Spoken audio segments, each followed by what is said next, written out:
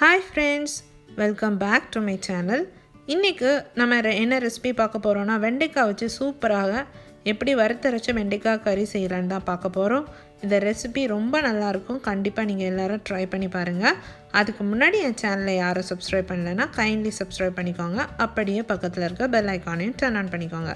அப்பதான் நான் போடுற வீடியோஸ் எல்லாம் உங்களுக்கு உடனுக்குடன் வரும். இப்போ வாங்க நம்ம இந்த வறுத்தரைச்ச வெண்டைக்காய் கறி எப்படி செய்யலாம்னு பார்க்கலாம்.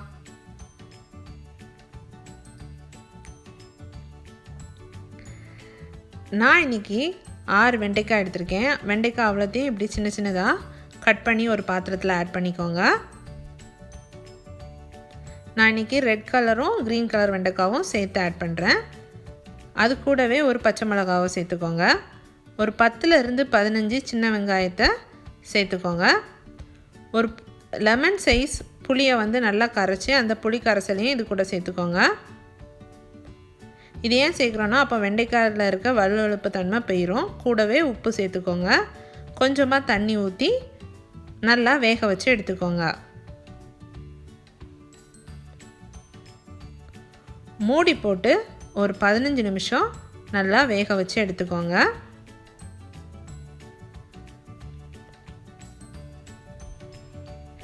இப்போ நம்ம மசாலா ரெடி பண்ணிடலாம். அதுக்கு 1/2 கப் தேங்காவை சேர்த்துக்கோங்க. எல்லாத்தையும் ட்ரை ரோஸ்ட் தான் பண்ணணும்.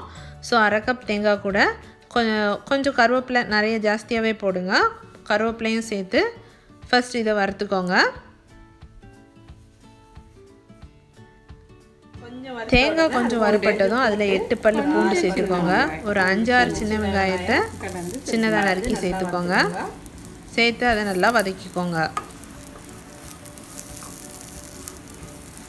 தேங்காய் நல்லா கோல்டன் ப்ரௌன் ஆனதும் 1 டீஸ்பூன் ஜீரகத்தை சேர்த்துக்கோங்க. ஒரு 10லேருந்து 12 முழு பெப்பர் சேர்த்துக்கோங்க. சேர்த்து 1 நிமிஷம் வதக்கிக்கோங்க. இப்போது நம்ம ஸ்டவ் ஆஃப் பண்ணிடலாம். ஆஃப் பண்ணிவிட்டு அது கூட ஒரு 1/4 டீஸ்பூன் மஞ்சத்தூள் சேர்த்துக்கோங்க.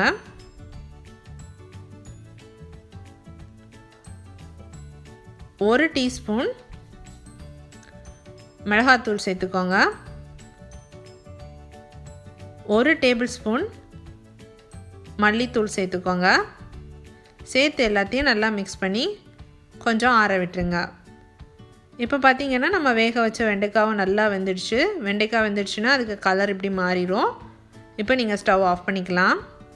இப்போ நம்ம வறுத்து வச்ச எல்லாத்தையும் மிக்சியில் சேர்த்து கொஞ்சமாக தண்ணி ஊற்றி நல்லா இப்படி மசாலாவாக அரைச்சி எடுத்துக்கோங்க. அரைச்ச மசாலாவை இப்போ நம்ம வேக வச்ச வெண்டைக்காய் கூட சேர்த்துக்கலாம்.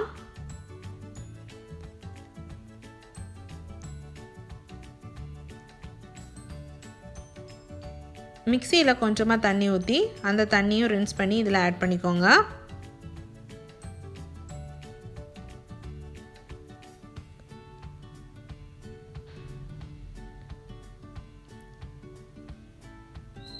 இப்போ நமக்கு தேவையான அளவு தண்ணியும் ஊற்றி புளியும் உப்பும் கரெக்டாக இருக்கான்னு பார்த்துக்கோங்க. செக் பண்ணிவிட்டு அகைன் நம்ம அதை கொதிக்க விட்டுடலாம். இப்போ ஸ்டவ்வில் வச்சுட்டு நல்லா கொதிக்க விடுங்க.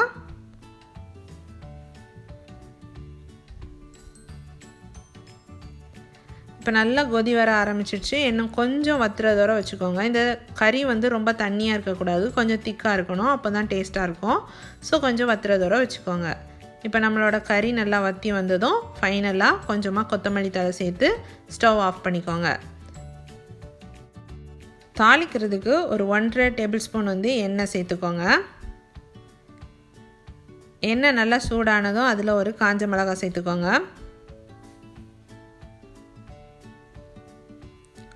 1/4 டீஸ்பூன் கடுகு சேர்த்துக்கோங்க.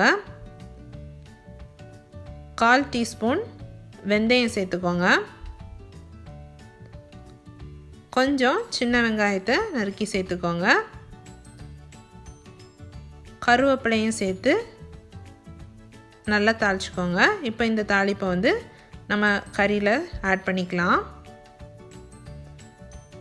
சூப்பரான வறுத்தரைச்ச வெண்டைக்காய் கறி ரெடி. கண்டிப்பாக நீங்கள் இதை எல்லோரும் ட்ரை பண்ணி பாருங்கள். என் ரெசிபீஸ் உங்களுக்கு பிடிச்சிருந்துச்சுன்னா என் சேனலை சப்ஸ்கிரைப் பண்ணுங்கள், லைக் பண்ணுங்கள், ஷேர் பண்ணுங்கள். தேங்க்யூ.